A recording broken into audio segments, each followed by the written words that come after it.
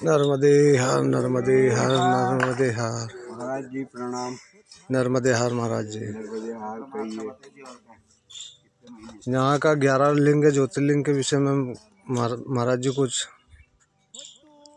दीजिए महाराज जी।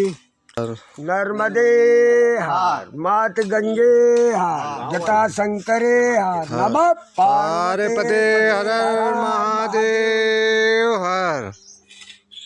अपन जहाँ अभी फिलहाल में खड़े 11 लिंगी जो इसका सनातन से जुड़ा हुआ है, मेरे को ऐसा लगता है, और ये जिंदी समाधि है जी महाराज जी।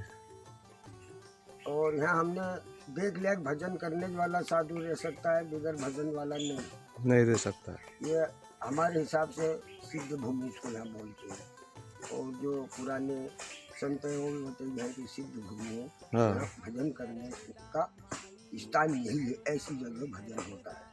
सही बात है। और इसके अलावा जो अभी फिलहाल अपन खड़े हैं, इसके दक्षिण दिशा में वहाँ के 2 तट है, टापू है उनका, जैसे 2 तट है वो सामने यहाँ से दिखाई दे रहा है। हाँ, ये टापू है, और वो झंडी भी लो आप, यहाँ टापू है, ये दोनों तरफ रेवा माँ है, कावेरी रेवा को ये माँ। हाँ, ये मंदिर है। मैं बताऊँ जरा, यहाँ दतिकी ऋषि जी ने तपस्या की थी। सामने वाले भेड़, ये जो भेड़ है, यहाँ पे दतिकी ऋषि ने तपस्या की थी, और कैसी तपस्या की थी, और जब आसन लगा के बैठे थे तो गाय पूरा मांस नूच के खा गई थी, उनकी हड्डियाँ बोलती थी राम राम जी भैया। और उन्हीं की याद में समझो ये मंदिर बना। इनका नाम है बिलमिट्टेश्वर। बिलमिट्टेश्वर। हाँ, कुछ दिन लग उन्होंने बोले कि ये सूखी पत्ती खाई थी बिल पत्थर की। अच्छा अच्छा। हजारों साल लगा कैसे रहे, फिर वो तो लवलीन हो गए तपस्या में। उनके साथ ये धनुष बने थे, ढाई बोलते कितने बने पूरा मुझे इसका इतिहास नहीं है, पर उनकी हड्डी के ही धनुष बने थे। अच्छा जी महाराज जी। गांडीव धनुष के रो, हाँ। ये अपना सीता स्वयंवर धनुष के 2 शिव धनुष, हाँ। परशुराम धनुष, ऐसे। और कोई गणपति जी के पास भी कहीं है धनुष ऐसा? हाँ है ना, गणपति जी। कम पढ़ा लिखा हूँ, हाँ। थोड़ा कम अनुभव है, तो उसी आदमी के मंदिर बना है। इन मंदिर का नाम है भोलेनाथ बिलमिट्टेश्वर। भोलेनाथ बिलमिट्टेश्वर ज्योतिषलिंग में आता है, ज्योतिर्लिंग में आता है। और प्रतीका भी है वहाँ। और शिवरात्रि के रोज 3 रोज तक यहाँ मेला लगता है। हाँ बताओ, यहाँ मेला लगता है और उत्सव होता है। और यहाँ उनके मुकुट है 1.25 मन चांदी का, और बहुत भयंकर जुलूस निकलता है जब मुकुट को जी महाराज जी वहाँ तहसील से लाया जाता है। वो बहुत बड़ा जागीरदार है, इसकी मतलब 800 एकड़ भूमि है। अच्छा महाराज जी। नौकर चल रहा है। हाँ। और उसके बाद में 3 ब्राह्मण है, 3 टाइम आरती होती है। जी महाराज। संध्या 3 काल की मतलब आरती होती है। और इसके अलावा जो हम खड़े हैं, यहाँ हमारी जिंदी समाधि है, पीछे डेयरी है, आगे से ले सकते हो आप। वहाँ उनके चरण चुनना है, फिर आपने दर्शन करना। चलो वहीं पे चलते हैं।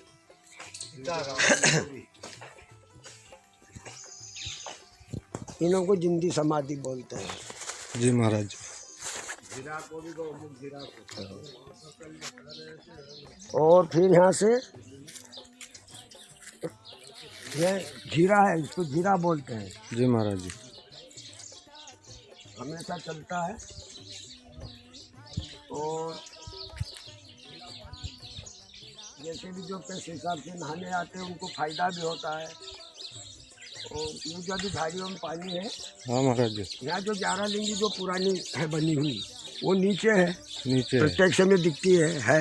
अच्छा। उसकी याद में फिर हमने यहाँ लगा दी थी 11 लिंगी। हाँ। तो ये भी अभी पानी में डूब गई, ये जल्दी खुल जाएगी शिवरात्रि के पहले।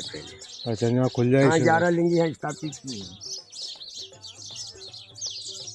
और ये 11 लिंगी है।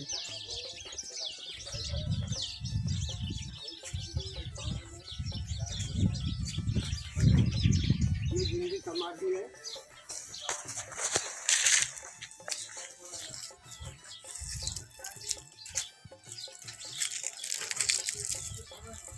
यहाँ माँ के पद चिन्ह है।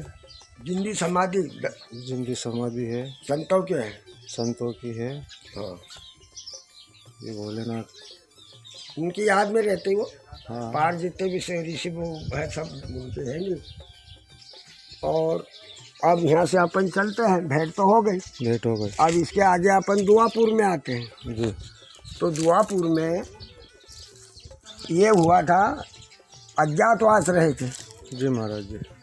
पांडव अज्ञातवास रहे थे। एक साल अज्ञातवास थे। तो यहाँ आगे पीछे हाँ। उस पार दक्षिण तट में यहाँ से 5 किलोमीटर अच्छा महाराज। वहाँ हस्तिनापुर है।